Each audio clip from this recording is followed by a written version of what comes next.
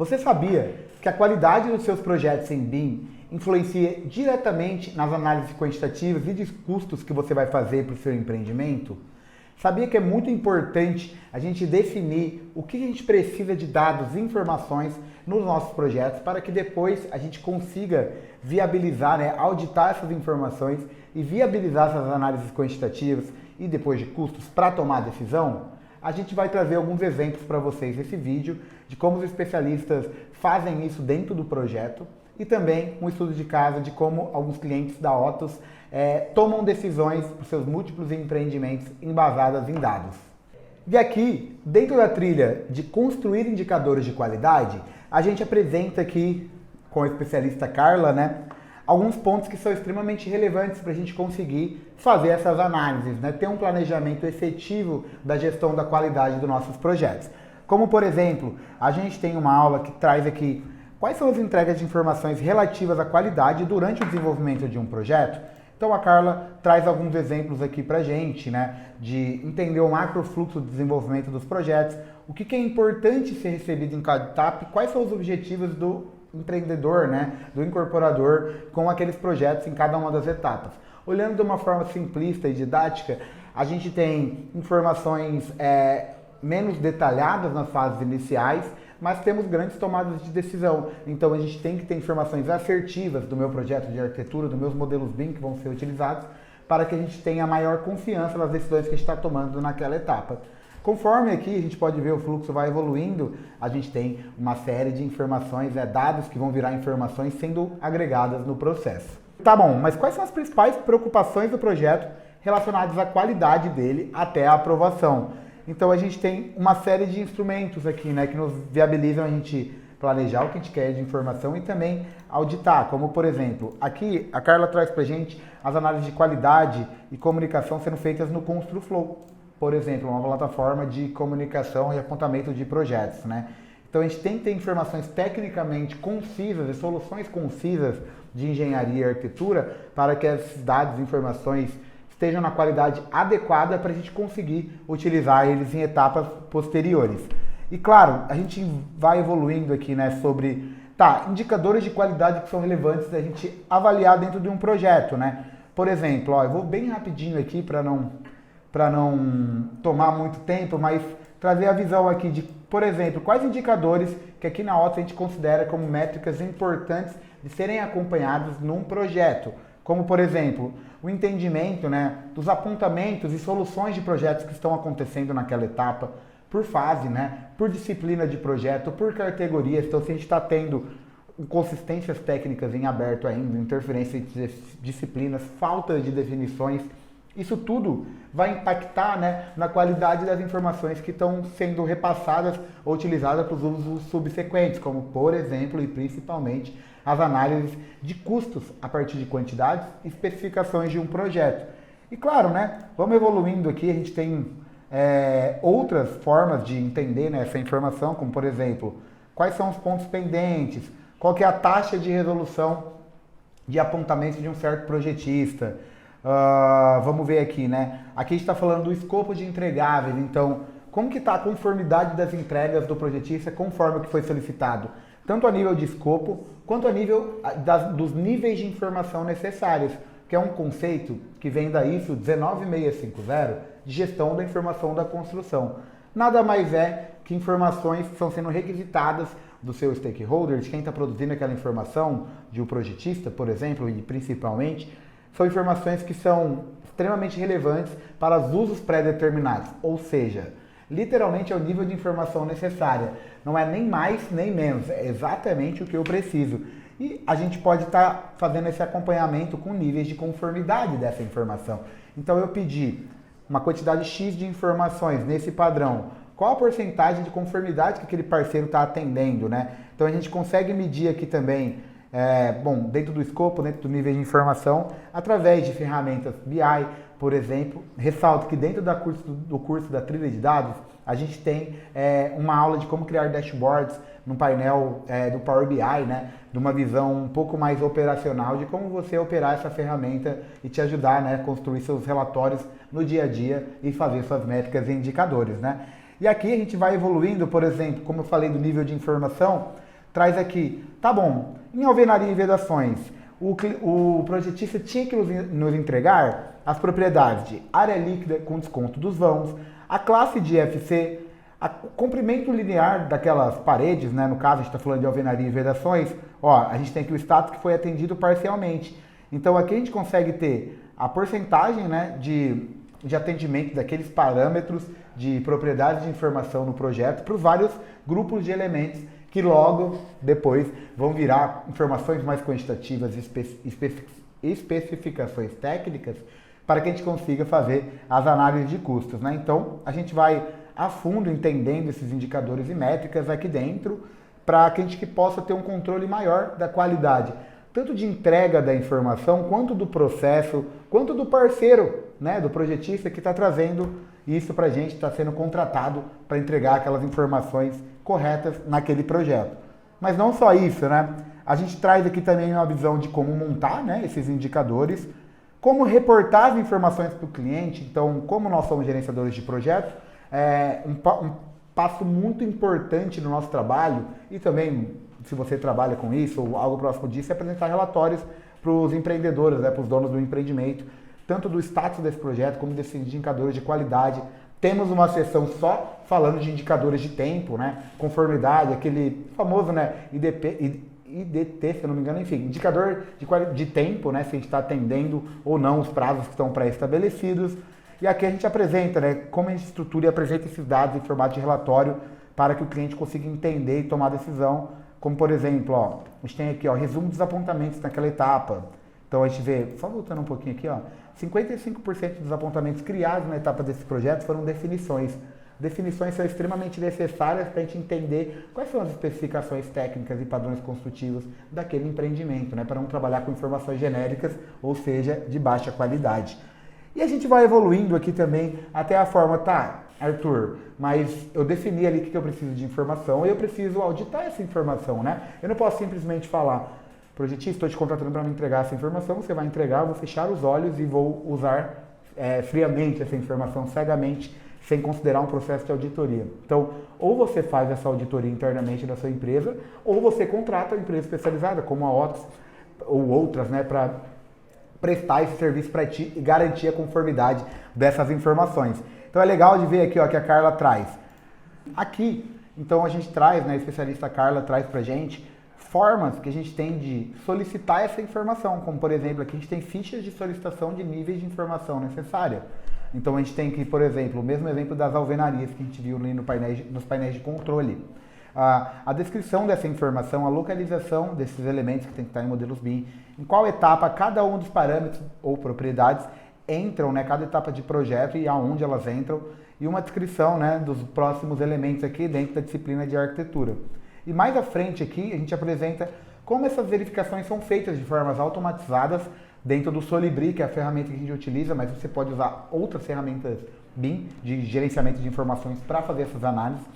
Pode usar até mesmo o IDF, né, o Information Delivery Specification, que é uma nova ferramenta, né, um novo método de você fazer essa comparação do que você está planejando com o que está entregue de uma forma mais automatizada, através de XML e ferramentas específicas. Mas nesse caso você consegue fazer de uma outra forma, ainda automatizada, né, criando procedimentos como a gente apresenta aqui, né.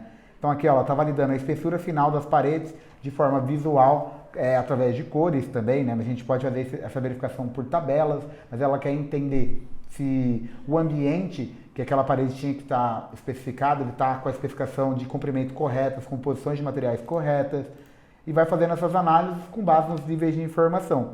E aqui a gente traz outros 3 exemplos de como fazer verificações de qualidade dentro dos seus projetos. O primeiro deles, então, é a validação dos DNAs construtivos das entradas de projeto. Então, a gente está falando das validações de padrões de execução, padrões de produto daquele cliente e os briefings, né? As entradas de projeto de cada uma das disciplinas conforme a especificidade daquele empreendimento especificamente. Então, aqui a Carla traz, né, alguns pontos de quais são as entradas de projeto aqui que foram consolidadas, né? Traz aqui também, né, alguns exemplos de como apresentar essas informações de padrões construtivos, como por exemplo, aqui a gente apresenta qual que é o padrão de execução de piso e contrapiso no empreendimento, quando a gente está falando de áreas privativas, de quartos, suítes, sala de estar e academia. Então a gente consegue ver aqui que a gente tem um contrapiso padrão de 6 centímetros e um piso laminado de madeira de 1 centímetro. Então tem que estar incorporado no projeto, considerando os pés direitos ali, né, livre, o piso acabado com 7 centímetros em cima da laje, em cima do nível osso da laje, e de uma forma que a gente não tenha imprecisões aí, não infrinja nenhum problema, né, de normas técnicas em relação a pé direitos mínimos, normas de desempenho e etc. Além de, claro, né, garantir informações quantitativas confiáveis para o levantamento depois de custos. E a gente vai evoluindo aqui, né? Tá, mas não estava de acordo. Como que eu faço essa análise? Como eu faço esse apontamento da divergência dentro de uma plataforma e soluciono isso junto com os projetistas? Então tem alguns exemplos aqui, né? Ó, ela está fazendo as análises dos níveis de arquitetura e níveis de estrutura que não estavam batendo aqui no slide anterior, né? E aqui já estamos fazendo uma análise, né, das portas dos lavabos, que elas tinham que ter 60 centímetros conforme está especificado nos briefings. Aqui também tem o posicionamento dos drenos das evaporadoras. Então isso é uma análise bem técnica, mas que o caminhamento dele vai interferir na quantidade de tubulação, que vai interferir na quantidade de elementos, logicamente vai interferir nos custos, nas estimativas que a gente vai fazer sequencialmente. Então ela vai evoluindo aqui em alguns outros exemplos de verificações de padrões construtivos. Com a qualidade dos projetos, dos modelos garantida ao próximo disso, né? Com muito apelo ali à geometria, à garantia de conformidade informacional dos elementos BIM, a gente consegue agora ter confiança nas informações que a gente está analisando quantitativamente e a nível de especificação técnica para fazer análise de custos. E aqui dentro do curso a gente traz algumas informações, alguns direcionamentos de como você pode fazer isso. Por exemplo, a gente tem aqui, né, como fazer entrega de informação através de BI. Então, modelei, criei meu projeto, né, sendo o projetista, ou mesmo seja internamente uma arquitetura executivo, eu vou trazer aqui depois informações através de inteligência de negócio ali, né, de BI, de forma que o cliente possa tomar decisões embasadas no orçamento confiável, porque as quantidades estão confiáveis. Então tem o especialista Felipe aqui, ele traz também um pouquinho mais de como eles utilizam isso dentro da empresa deles ali, né, esse painel de gestão de quantidades. E logo aqui na sequência, a gente faz uma análise também de como esse modelo executivo de arquitetura especificamente, lembrando, né, numa obra residencial, multifamiliar ou mista, a arquitetura, o projeto de arquitetura tem seus elementos representando 50%, 45% do custo direto de uma obra. Então a gente ressalta a importância daqui e traz uma aula só de como analisar o modelo BIM executivo com base nas informações que você solicitou e construtivamente falando, né? Então é o último refino antes de eu utilizar esses quantitativos, essas informações para que eu possa fazer, né, minhas análises de custos, de orçamento. Então aqui a gente tem o Rob trazendo, né, um pouco da visão dele, das parametrizações que eles fazem internamente dentro dos projetos, de modo que esses quantitativos consigam te atender depois para fazer uma análise de custo. E aqui, depois, eles vão trazer alguns exemplos focados mais no orçamento executivo, né? Consumir essas informações dos projetos, que a gente falou ali um pouquinho sobre qualidade, utilizando outras plataformas mais específicas. E eu trago, né, um ponto legal, é que eles estão utilizando uma plataforma orçamentária que eles estão linkando diretamente o modelo BIM às composições de serviço, né? Então, olha como é importante as informações estarem corretas para ele fazer essa pesquisa aqui dentro. Eu quero encontrar, ó, nesse caso aqui, ó, eu preciso encontrar todos os pisos, porcelanatos e rodapés.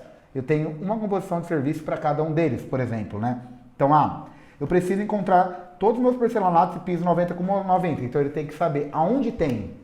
Não tem essa especificação porque não foi definido, vou definir agora. Então, munido de uma informação de especificidade, onde vai ter porcelanato, não necessariamente o tamanho da peça, ele já consegue encontrar essa informação aqui dentro. Se o seu modelo, o seu projeto, tiver baixa qualidade de dados, ou seja, aquele modelo que ele é muito 3D, mas as informações não batem, como por exemplo, já vi um projeto onde as paredes deveriam estar classificadas como drywall standard, a placa dele, ou RU, resistente à umidade, dentro dos banheiros, cozinha, e estava tudo classificado material como MDF. Por que isso acontece? Porque não foi passada a diretriz, não foi feita a auditoria daquele projeto e só falou, bom, tem um modelo BIM, vou tirar uma listinha de quantitativo automático. Vai resolver o problema. Não resolve, porque os problemas vêm automaticamente para sua mão, né? Então tá tudo errado ali, não adianta nada, você vai consumir uma informação errada.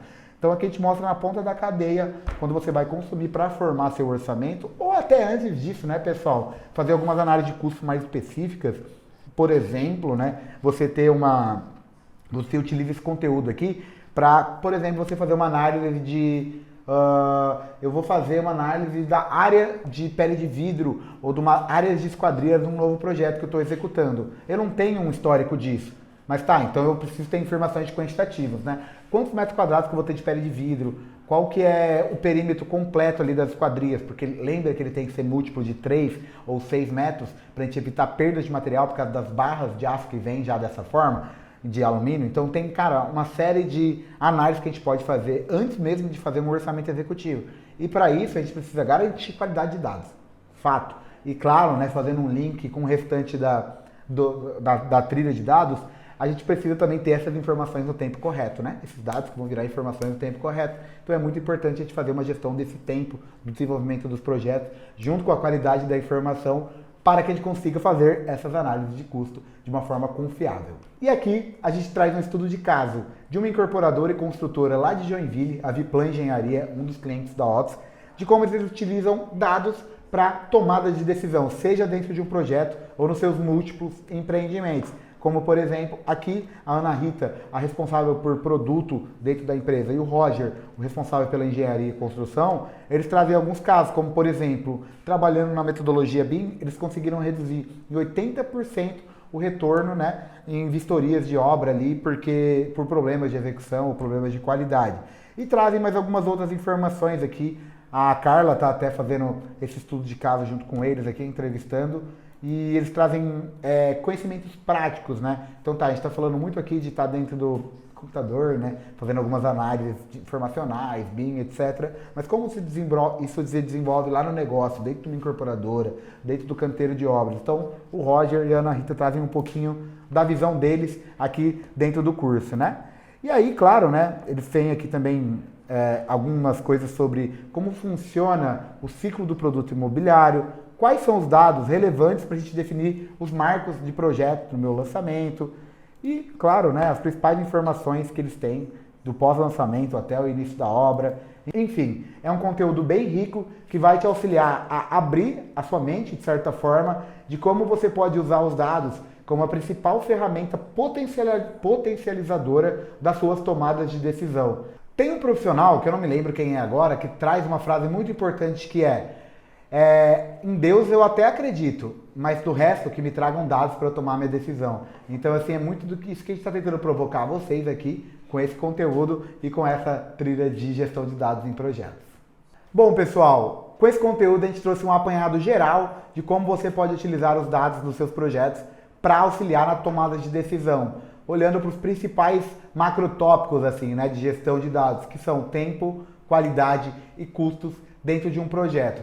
Se você quer suprir as demandas do mercado e ser o profissional data-driven que as empresas de construção estão precisando, eu te vejo na trilha de gestão de dados da Otis.